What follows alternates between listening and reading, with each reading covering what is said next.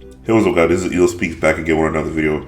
And as you know, the two game sevens that happened on Sunday, one of them were the Mavericks versus the Phoenix Suns. And the Phoenix Suns, you already know, they were up 2-0 against the Mavericks, and they were able to lose the lead, allow the Phoenix Suns to come back, even out the series, and then end up losing game 7 on their floor, getting blown out. So now you already know what it is. Teams, certain players, especially star players, deal with the backlash of that, especially Devin Booker, CP3, etc. And just yesterday, Pat Bev was on ESPN. He was on Get Up, First Take, etc. And he was blasting CP3, saying how he's a poor defender. He played bad, which is true. After game 2, he played bad. He did not play good. He was averaging 8 points for the rest of the series, and that's facts. And he was just, berating Chris Paul, saying, giving Chris Paul that same energy I'm pretty sure he would have gave him. And what I don't like, people saying that what has Pat Bev done, what he has no right to talk, his word is law. I'm not saying his word is law. There's some truth to what he's saying. Not everything he's saying true. You could tell there's some personal beef there, but let's not act like Chris Paul's innocent. Chris Paul is a troll, and he's a dirty player. He likes to do slick things, and he portrays himself in the mirror to be some good guy, but he's not. There's a reason why he has a bad reputation throughout the league, and a lot of players don't like him. And I'm pretty sure Pat Bev is at the top of the list as regards to not liking him because of all the sneaky stuff that he does behind the scenes. So I have no issues as regards to that. One of the things that caught my eye about that, where I 100% agree with Pat Bev, is when he said on First Take, where he says why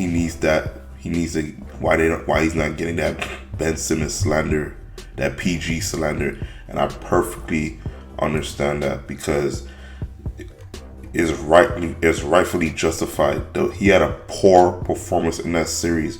They should have closed out the Mavericks, but he didn't play well. I don't care about his age. I don't care about if he had an injury or not. I don't care about none of that. If he's one of the top premier point guards in the league all time, he's supposed to close the deal. At least get him to the Western Conference Final. I'm not saying win the whole thing, which was prognosticated because they were the number 1 seed.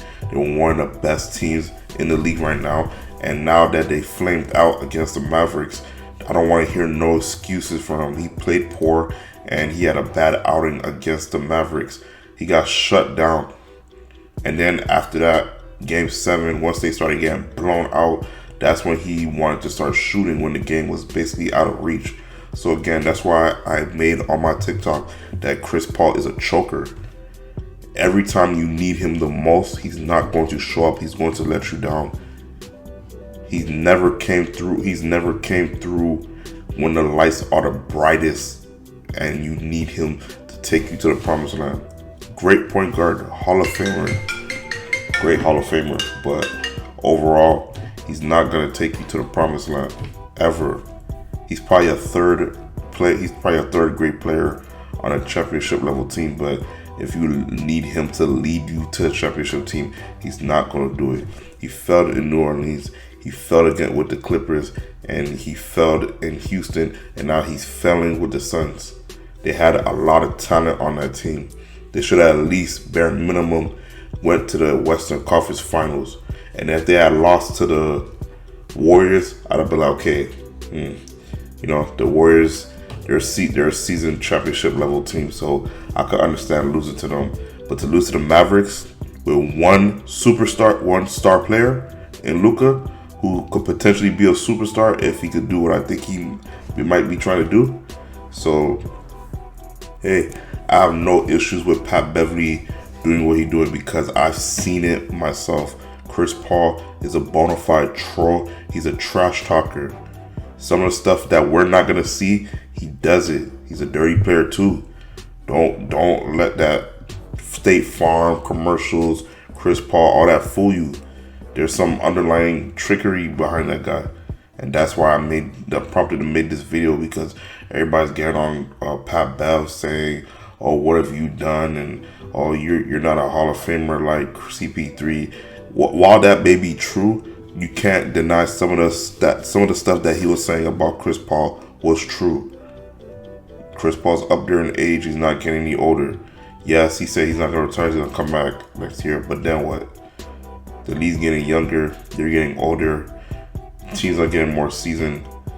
And I just don't see him winning a championship. And people who are Chris Paul fanboys have to realize that and understand that he's not going to win a championship. He's going to be one of those players of the ilks of Dominique Wilkins, Charles Barkley, Stockton, Malone, etc., which is a great class to be in. Those are great players, Hall of Fame players, top 75 players, but they just weren't able to win a championship, and that's okay. There's gonna be other players that's gonna not win a championship. I have Westbrook, Damian Lillard, etc. Those guys are not gonna win a championship. They just don't have the intangibles for what it takes to win a championship, and that's okay. Not everybody is going to win a championship in the NBA, especially in this type of hyper competitive type of sport such as basketball. So it's cool. But all in all, I just wanted to make this video because people were just getting on Pat Bev saying, "Oh, why are you slandering Chris Paul? What did Chris Paul do to you?" Look at last year. Just look at last year. I'm pretty sure Chris Paul said something slick to him, trolled him, and prompted Pat Bev to push him in the back. Now, I'm not saying Pat Bev was right in pushing him. You shouldn't have put his hands on him. But again, Chris Paul likes to poke the bear and stuff like that. And then you see after he got up from getting pushed, he started laughing, throwing his hands up like, "Yes, I got him ejected.